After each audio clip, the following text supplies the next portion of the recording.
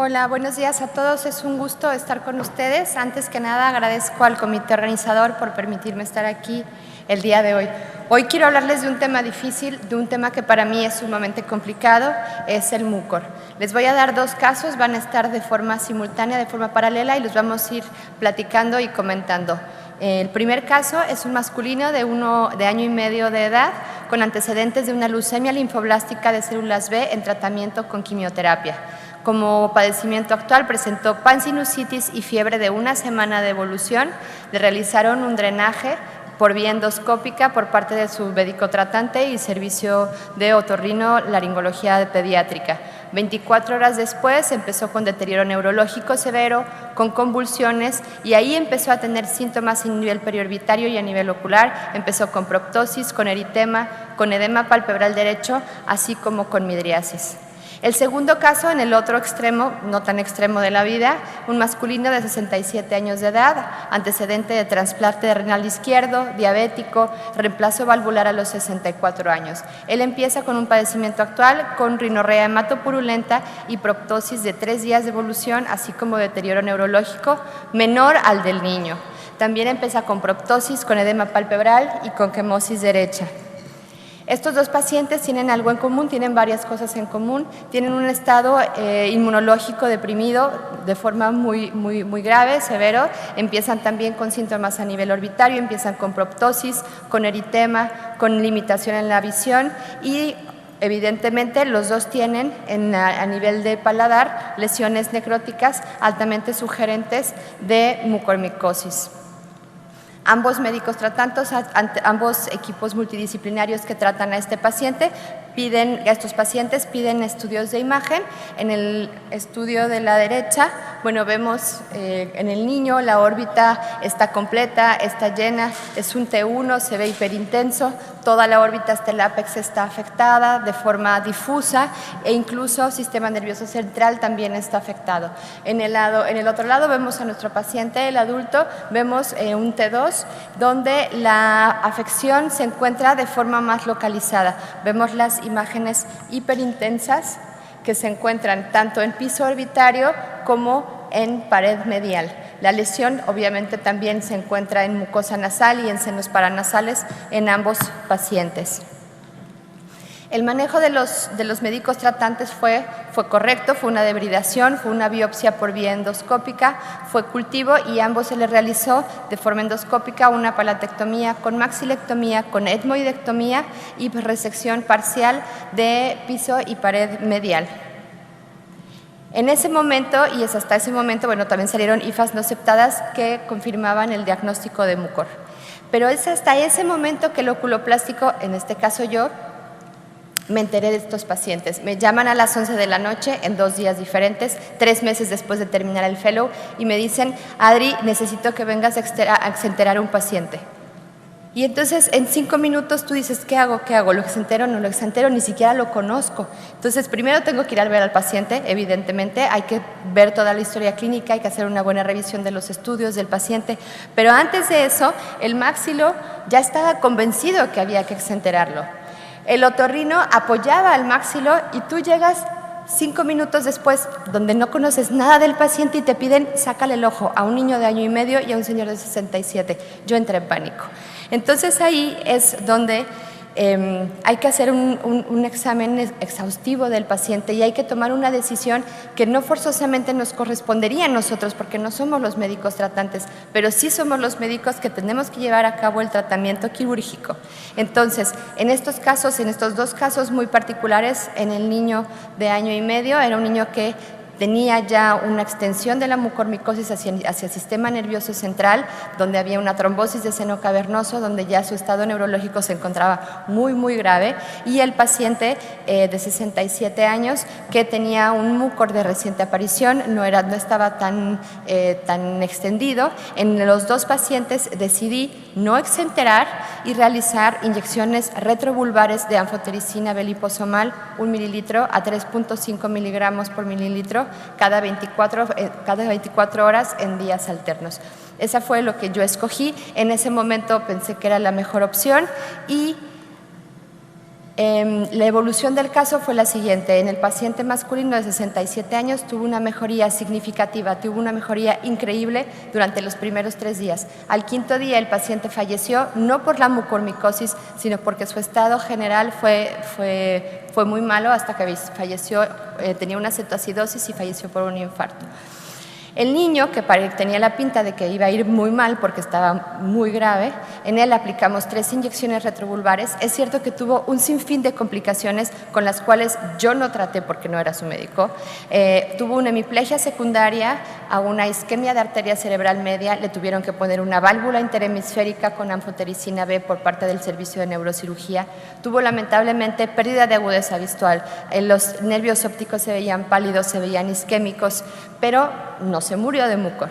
Al mes repitieron cultivos, los cultivos estaban negativos y esta es la foto. Me fui para atrás, para adelante. Esta es la foto de Iñaki 2 años después. Esta foto es de hace 3 meses, sus papás nos las mandaron. El niño no falleció, era el que pintaba para que estuviera peor. Casi que las inyecciones retrovulvares se le hicieron o se las hicimos de forma paliativa. Y el paciente, pues aquí está, sí tiene sus secuelas, pero sin problemas. Pero lo que quería comentarles a ustedes es algo muy interesante. En el 2019, algo que me ayudó mucho a tomar la decisión fue este artículo, es un artículo de otorrino, del Journal de Otorrino, donde nos ayudan con indicaciones y con un score para que nosotros nos demos una idea con un puntaje para ver si el paciente es más hacia la exenteración o más hacia la no exenteración. Esta clasificación tiene 3 indicadores, es la clínica, la exploración oftalmológica y la imagen, y nos dan en cada uno 3 puntos, puede ser la puntuación 0, 1, 2 y 3. En total, los 3 indicadores tienen 45 puntos. Y estos 45 puntos, estos 3 indicadores, al sumarlos, si nos dan un total mayor a 23 puntos, sería que el paciente es candidato a exenteración. Ahora, esto no es definitivo y tampoco es una regla, pero en realidad nos ayuda mucho a decidir, o por lo menos a mí me ayuda a decidir. Y pasó la pandemia.